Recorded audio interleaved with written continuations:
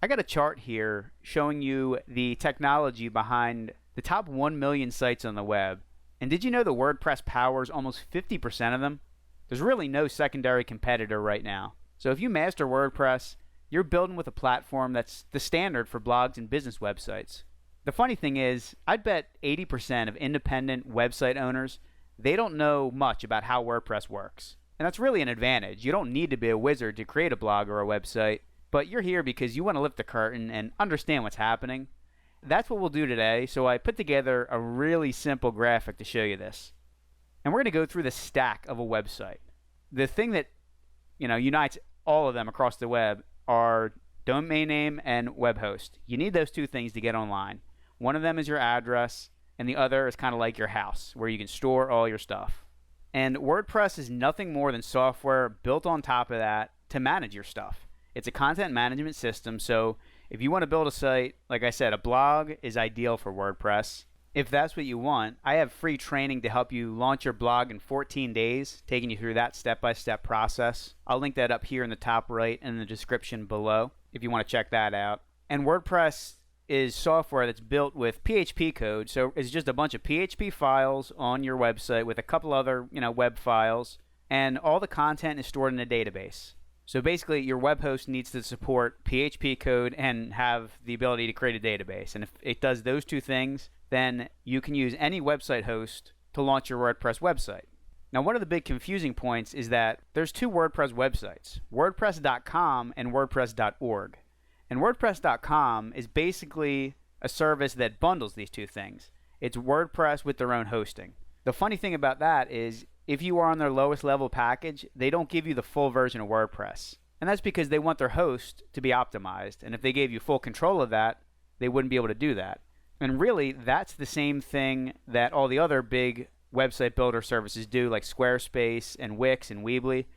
They bundle the website builder along with the domain and the web host, but it's just so easy to use that they don't give you a lot of flexibility and they don't give you the power to edit however you want. And that's what WordPress.org is for. You can either download WordPress directly from WordPress.org. It comes in as a zip file and you can upload it to your web host. Or most web hosts today, they come built in with a way to quickly install WordPress. And on my channel, and as part of that 14-day blog training, I go through 3 of the most popular web hosts out there and show you how to install WordPress step by step. And the nice thing about that is, once again, you have the flexibility to move from host to host if you ever need to upgrade. Most people start out with cheap and affordable hosting so they can get their website out there. And then over time, if you build traffic, you might need to upgrade to a host that's more optimized for high traffic and high speed. Now, on top of WordPress, web developers can create themes, which are basically like designs for WordPress, and plugins, which are ways to add functions to your WordPress website. And this is another great feature of WordPress. There's so many, probably thousands and thousands of themes and plugins that you can choose from. Most of them are free, and there's a lot that have paid upgrades that help you do really cool stuff or hook into other services that you might want to link up with your WordPress website. In that 14-day blog training, I use the theme that actually WordPress puts out. It's a free theme that they put out every year or every 2 years. The one they just put out is called 2020. They name it after the year. And then for people that are looking to build a business website, the theme that I recommend, which is actually the most popular theme for WordPress, is called Divi. And what that is it's a page builder. So it makes it easy to visually build your website without having to know code or customize through an existing theme. You can kind of get the exact look you want by dragging and dropping and using the content modules that they have available to you. So I'll include a link to Divi below if you want to check them out. And I also have a full tutorial building a Divi website that I'm going to preview a little later in this video. I'll link that up here as well. Once you have the base of your website built out, then what's going to drive you and propel you forward from there is content. You need blog posts, you need pages to get traffic. You want to think about the niche that you're in and what would be the ideal traffic source. This is where marketing comes into play, and you have to get above the tech stuff and start getting creative with how you go out there and get people to your website. And that's what I have mentioned here.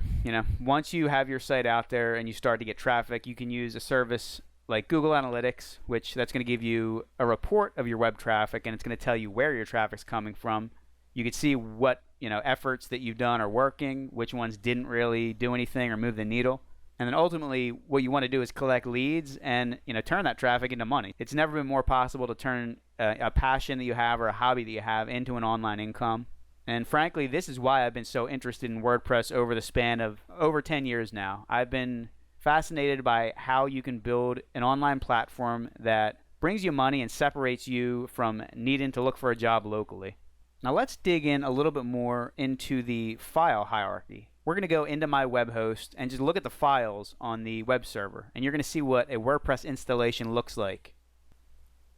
I have an FTP program open, and that just connects me to my web server. Normally all web servers have a file manager built into it if you just want to do it online. But I'm logged in here to a WordPress installation, and this is what you're going to want to look for. If you see these files and directories, you know that WordPress is installed.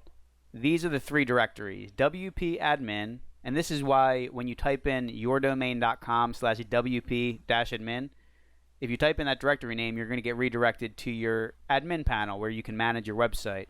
So all the files that make up that admin area are within there. Down here you have WP includes, and these are other important functional files. And then you have the WP content folder. So this is where your plugins, your themes, and your file uploads go, your images, along with other files that you might upload like PDFs or anything else.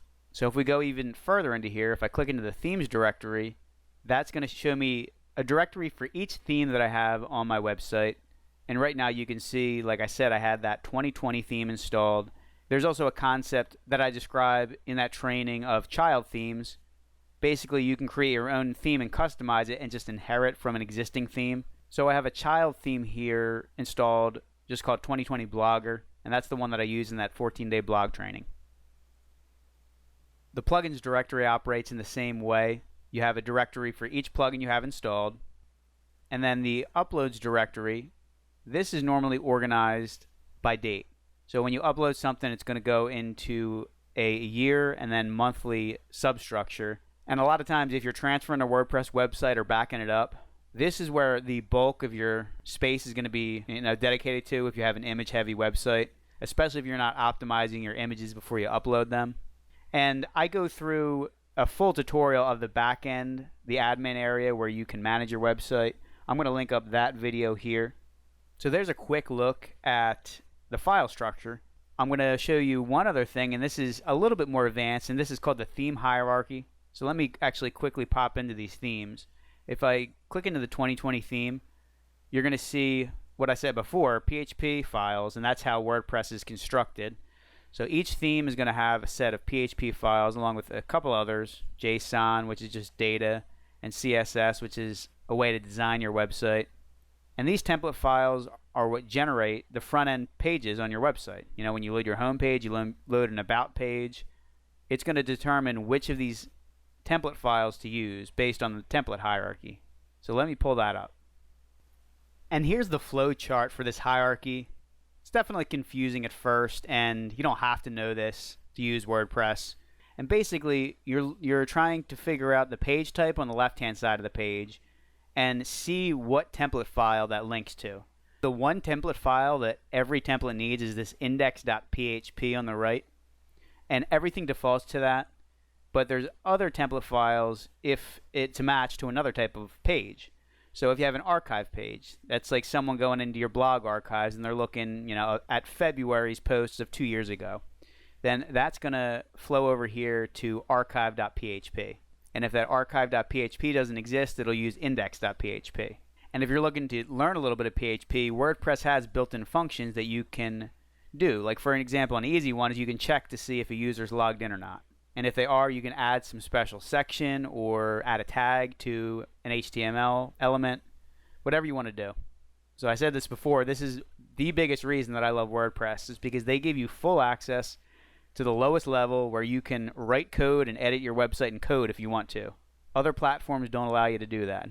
They block you off from that so you don't break things. WordPress at least gives you the ability to break something, which I like. Here are two examples of WordPress sites that I built. And the first one is the blog that I mentioned in that 14-day blog training.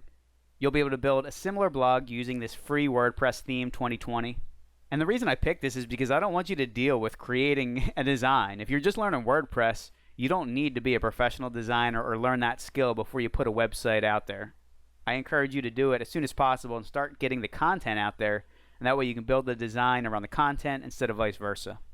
So this is the home page layout, and if I go to the blog page, they also have another layout called the cover template, and I use that for this individual blog post. And you can see with this, it has that background image with the black overlay, and if we scroll down, that's where we get to our blog post, and this just shows you some of the test content modules like a list, headings, a button, a quote, that kind of thing. So I recommend that you check out that training if you're looking to set up a blog, and I'll include a link to that in the top right here and the description below. And the next example here is using that premium theme Divi that I mentioned before, which is a drag and drop page builder. I created this landscaping template, but if you scroll down here, you can see, how good looking this design is. I couldn't have done a design this good without using that drag and drop software. I'm very simplistic and minimalistic when it comes to design, and they just have a lot of neat touches that you can add in really easily with Divi. So it doesn't matter whether you're building a blog or a business website, WordPress is the perfect option in probably 90 to 95% of cases. I always recommend it over the big website builders. I just think they limit you too much, and at some point you're going to outgrow them, and when that day occurs, you're not going to be able to transfer your website.